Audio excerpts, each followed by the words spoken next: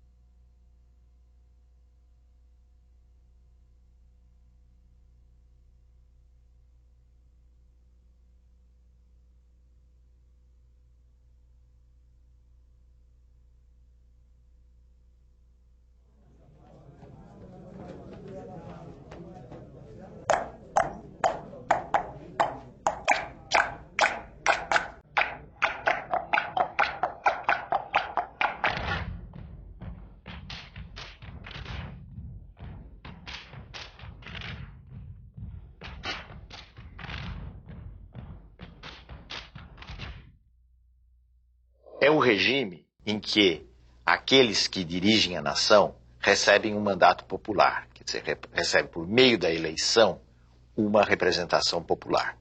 Isso distingue a democracia de qualquer regime autoritário, totalitário. Isto é, a ideia de que a soberania reside no povo e o povo elege os seus representantes.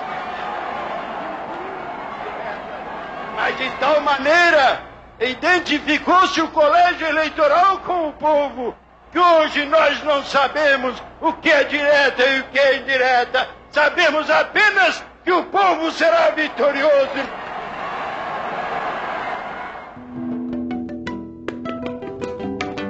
A morte do Tancredo levou à chegada ao poder do vice-presidente, que tinha sido eleito, José Sarney.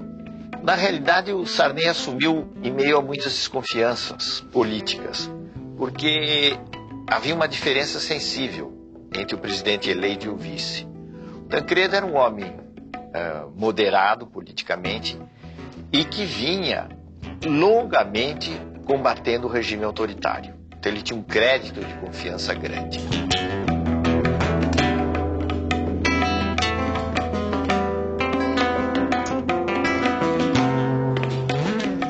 O caso de Sarney era diferente. Era ainda recente sua saída da arena antes de chegar à presidência da República.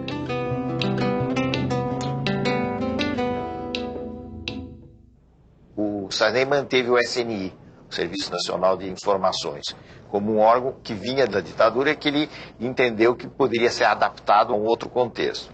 Isso também provocou muitas críticas. Mas, na verdade, a gente pode dizer que o aspecto mais positivo do governo Sarney foi exatamente garantir um clima de liberdades democráticas.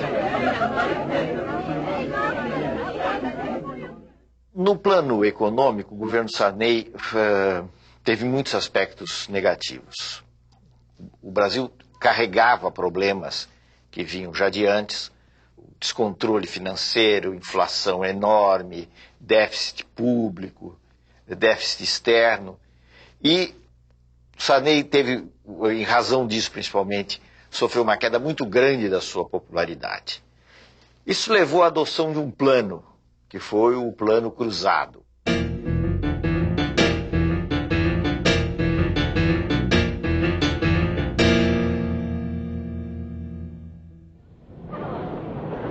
Se propôs um aumento imediato de salários, um congelamento de preços, e essas duas coisas juntas não funcionaram. Quer dizer, o congelamento mais o aumento salarial levou a uma busca de bens de consumo enorme por parte da população. Foi um momento de euforia, vamos dizer assim, da sociedade. Preocupado com a explosão de consumo que levaria a uma inflação de demanda, o ministro Funaro pede à população para poupar. E a forma de ajudar é poupando. Se eles consumirem um pouco menos, nós estamos consumindo 30%, 40%, 50% acima do ano passado. Vamos consumir um pouquinho menos para dar mais tempo para que as empresas produzam mais. E guarda esse dinheiro na poupança. É uma grande forma de ajudar o Brasil. Em fins de 1986, o Plano Cruzado já fazia água, visivelmente, para os técnicos, para as pessoas que tenham maior compreensão da economia, das dificuldades, o plano fazia água. Agora, isso não era ainda claro para o conjunto da população.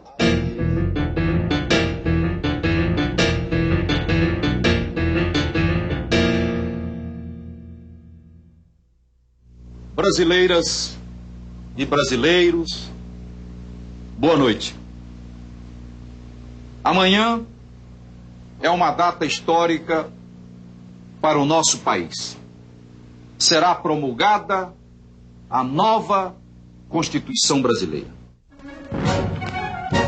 A gente deve identificar algumas coisas positivas e várias coisas negativas na Constituição de 88. A nação quer mudar.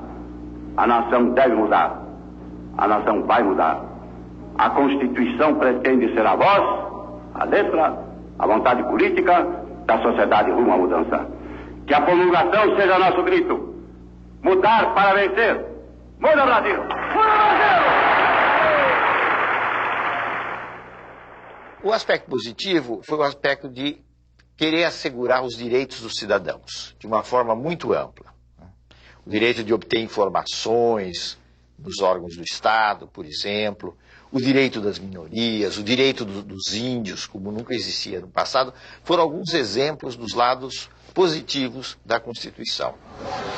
O lado negativo foi o detalhamento excessivo da Constituição. Quer dizer, a Constituição entra em detalhes de direitos trabalhistas, de direitos de maternidade, etc., que não são questões próprias de uma Constituição.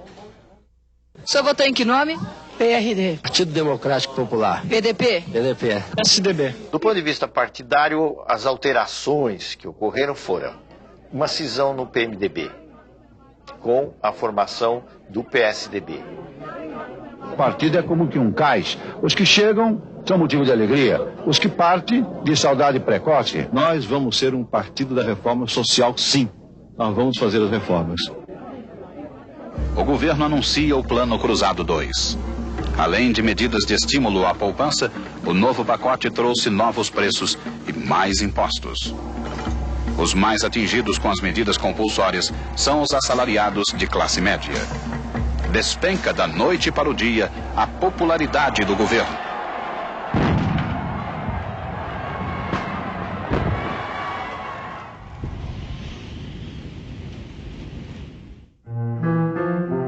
O fim do governo Sarney foi bastante melancólico. O Brasil acabou decretando uma moratória, quer dizer, deixou de pagar a sua dívida externa, e ao contrário do que muita gente pensa, isso representou um sério golpe nas finanças brasileiras.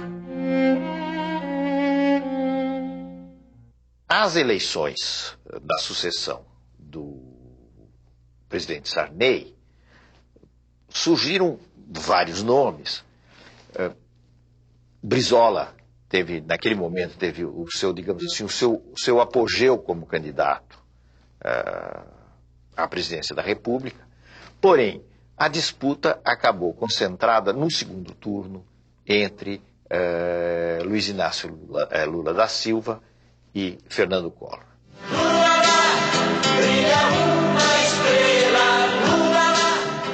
Lula era uma figura que vinha do movimento da luta dos trabalhadores do ABC, um importante líder sindical, ganharam um prestígio muito grande e, tendo como instrumento o PT, o seu partido, o Partido dos Trabalhadores, chegou a ter uma dimensão nacional que, àquela altura, era bem maior do que o próprio partido. Se nós não soubermos, nesse instante, saber quem é que está querendo que a sociedade brasileira avance e quem é que está querendo promover um retrocesso na sociedade, o povo brasileiro poderá cometer um equívoco muito grande nas eleições de 89.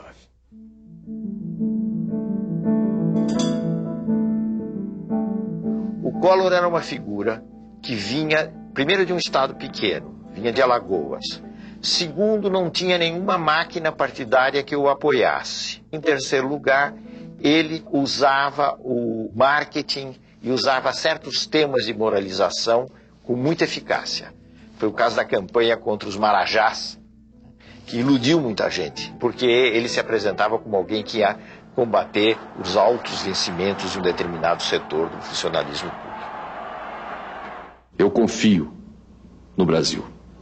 Eu confio no futuro que está reservado à nossa pátria.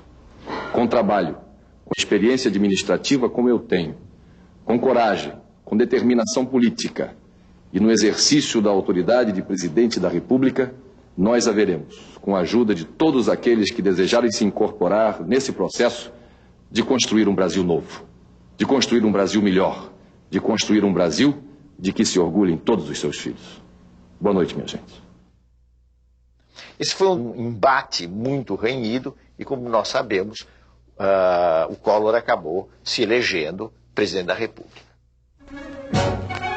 A posse, em 15 de março de 1990, foi um luxo, reunindo representantes de várias partes do mundo e enchendo de esperanças os corações de milhões de brasileiros.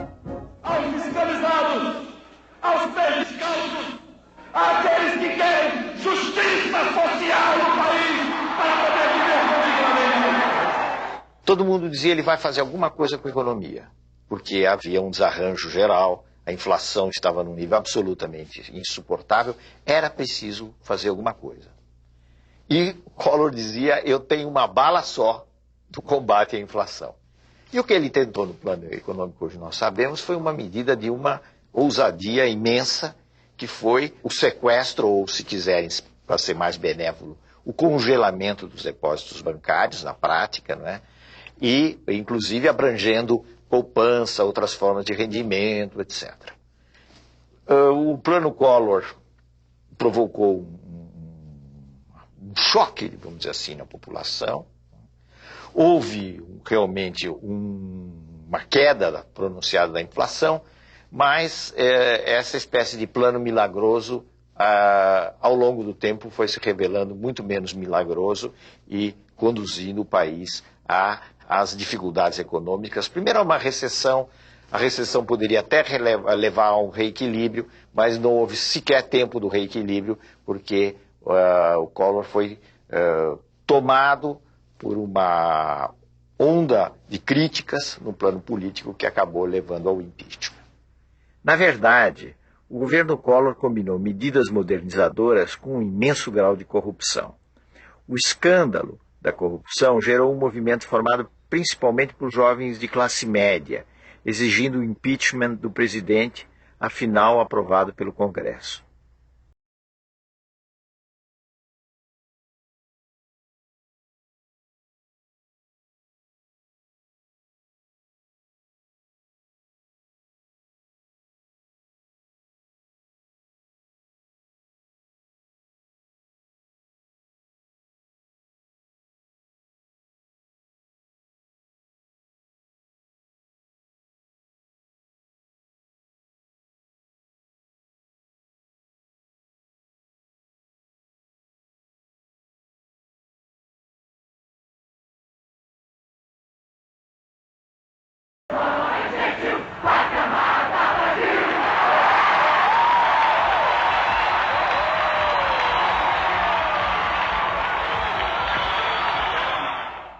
A lição que nós tivemos do impeachment é uma imensa lição.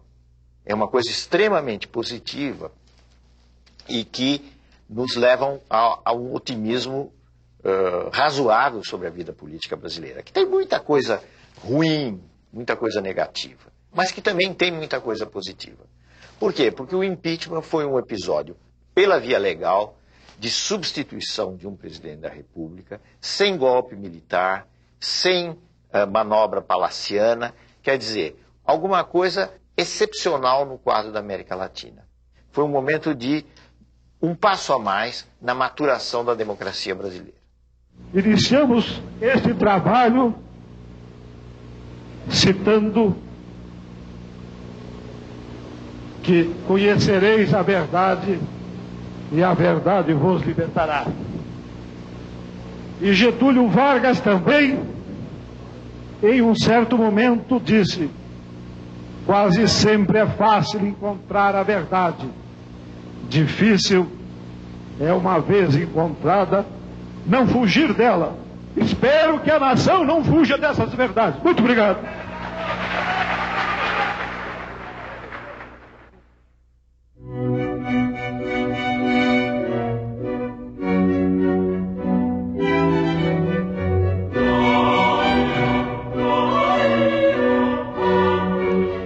No plano mundial, um dos acontecimentos mais importantes e que se reflete em todos os países, portanto no Brasil também, foi a crise da União Soviética e o fim da União Soviética. O fim, simbolicamente, foi representado pela queda do Muro de Berlim. Com o fim da União Soviética, a crise na Rússia, o que nós tivemos foi o fim da Guerra Fria, que dividia o mundo em dois campos e alterou muito as relações políticas no mundo, e o início de um processo que nós podemos chamar de plena hegemonia americana. A globalização é uma interpenetração, digamos assim, econômica e financeira que se dá em todo o mundo, não de uma forma igual, porque existe um centro hegemônico da globalização, que são os Estados Unidos. Mas eu diria que a globalização tem possibilidades positivas. O intercâmbio comercial, cultural entre as nações é em si mesmo um fator desejável, e tem riscos reais, porque a globalização, se não houver medidas no sentido de limitá-la ou de alguma forma regulamentá-la, a globalização tende a acentuar desigualdade entre países ricos e países pobres.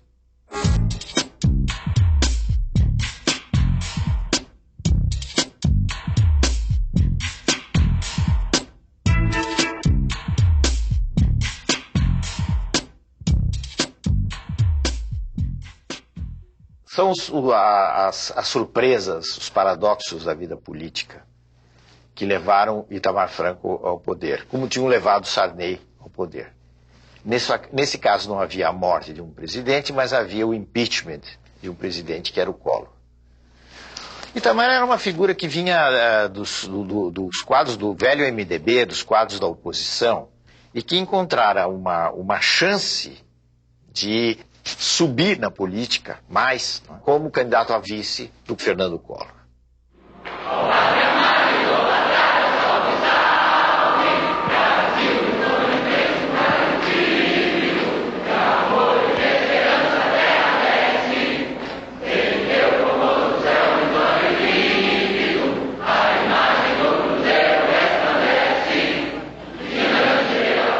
Compromisso do Presidente da República. Prometo manter, defender e cumprir a Constituição, observar as leis, promover o bem geral do povo brasileiro, sustentar a união, a integridade e a independência do Brasil.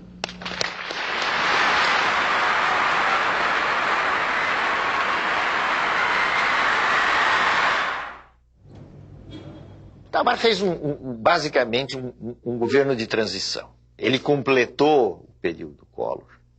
E eu creio que a coisa mais importante que ocorreu no governo Itamar foi a implantação da URV, da Unidade Real de Valor, um passo absolutamente necessário para a implantação do Plano Real. A moeda é o mais concreto dos atos de confiança das nações em si mesmas. Por isso, todos os processos inflacionários da história se relacionam com as crises políticas e com as crises morais. Com o real, o dinheiro que está no bolso do trabalhador vai manter o seu valor. Muito obrigado. Essa medida, a escolha de Fernando Henrique Cardoso para o Ministério da Fazenda, eu acho que foram os méritos mais significativos do governo Itamar. A disputa pela presidência da República, em 1994, se deu essencialmente entre Lula, que era mais uma vez candidato pelo PT, uma frente de oposições, agora enfrentando Fernando Henrique Cardoso. A candidatura de Fernando Henrique foi altamente beneficiada pela instituição da URV e pelo Plano Real.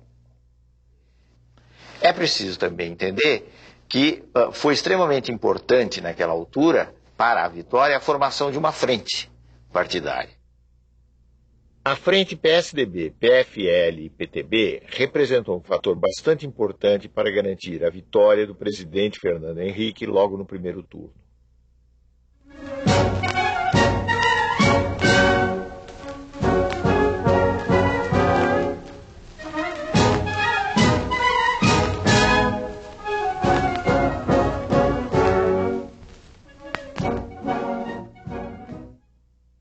O Plano Real apresentou muitas diferenças com relação a planos anteriores.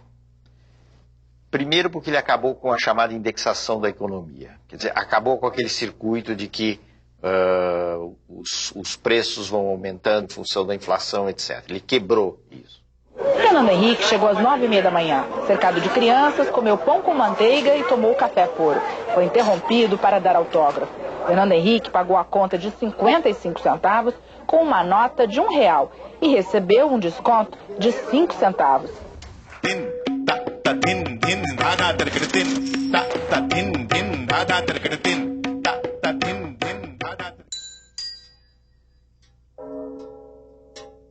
A partir dos anos 80, em todos os países da América Latina, ocorreu uma que se chama uma crise do Estado, uma crise das funções que tinham sido as funções tradicionais do Estado.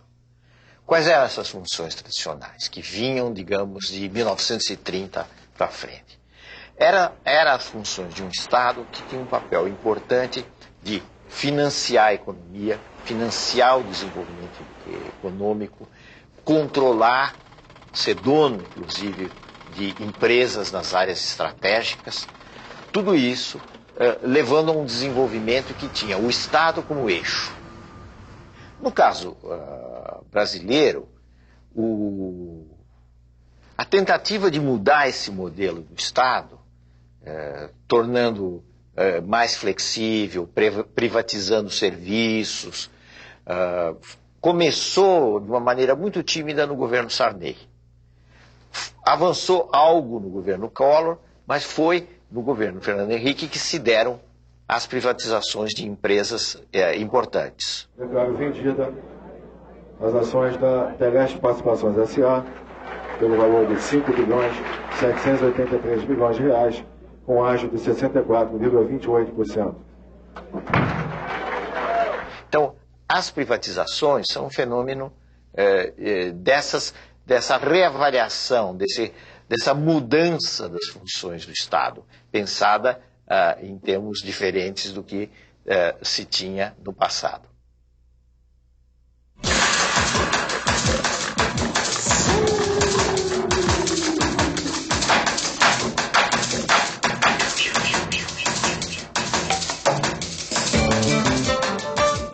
A característica do governo Fernando Henrique, do ponto de vista político estrito, vamos dizer assim, foi a existência de 2 mandatos, isto é, houve 2 eleições, a primeira e uma segunda, que levaram a 8 anos desse governo.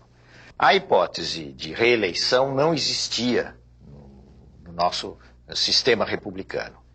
Ela foi votada no Congresso, né, através de uma alteração da Constituição, e foi por via dessa alteração da Constituição que se deu a possibilidade de Fernando Henrique voltar a se candidatar em eleições disputadas mais uma vez contra Lula e que ele veio a vencer.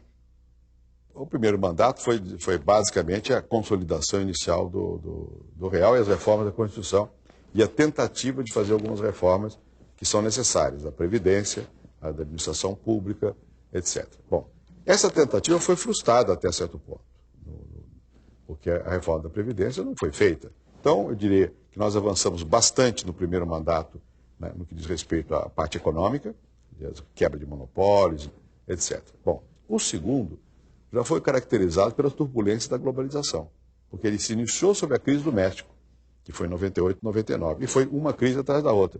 Então, qual foi o trabalho no segundo mandato? A despeito de tudo isso, manter o Brasil razoavelmente bem. Apesar das turbulências, crescemos pouco, mas crescemos. No conjunto, o mais importante para mim é outra coisa. É democracia e é um clima de respeito, de tranquilidade. Um clima que permitiu e permite que as pessoas exponham seus pontos de vista com toda a liberdade. Acho que isso é importante para que o Brasil possa realmente ser uma democracia, que não é fácil, por causa da desigualdade e da pobreza. As privatizações funcionaram em alguns casos, em outros não. Houve esse clima de maior responsabilidade do Estado, o gasto vinculado com a arrecadação, não se gasta o que não se tem. Né? Isso é a lei da responsabilidade fiscal. Esses são os aspectos, digamos assim, mais positivos de todo esse período. Mas o governo Fernando Henrique Cardoso teve grandes méritos na projeção do Brasil no exterior, na consolidação das instituições e como exemplo de afirmação definitiva da democracia no país. Alô, Marciano. Alô, Marciano. Câmbio. Alô, coleta Breveiro. Agora, o Brasil continua um país desigual. Os níveis das diferenças não foram quebrados, isso não é fácil. Houve uma redução de desigualdades logo depois do Plano Real. O Plano Real teve esse efeito muito positivo, mas ao longo dos anos, a distribuição de renda voltou a apresentar os mesmos resultados negativos.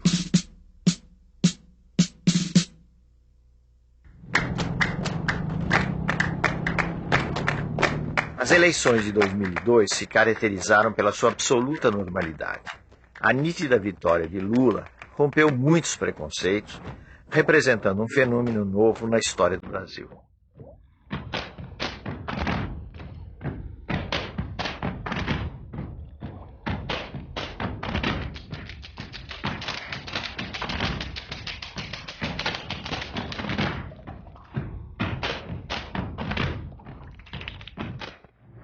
Eu não sou o resultado de uma eleição. Eu sou o resultado de uma história.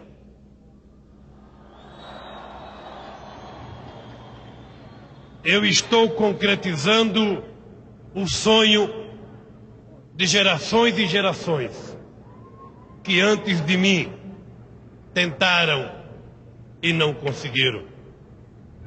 O meu papel nesse instante, com muita humildade, mas também com muita serenidade, dizer a vocês que eu vou fazer o que acredito que o Brasil precisa que seja feito nesses 4 anos. Cuidar da educação, cuidar da saúde, fazer a reforma agrária, cuidar da previdência social e acabar com a fome neste país são compromissos menos programáticos e mais compromisso moral e ético que eu quero assumir aqui nessa tribuna, na frente do povo, que é o único responsável pela minha vitória e pelo fato de eu estar aqui hoje tomando posse.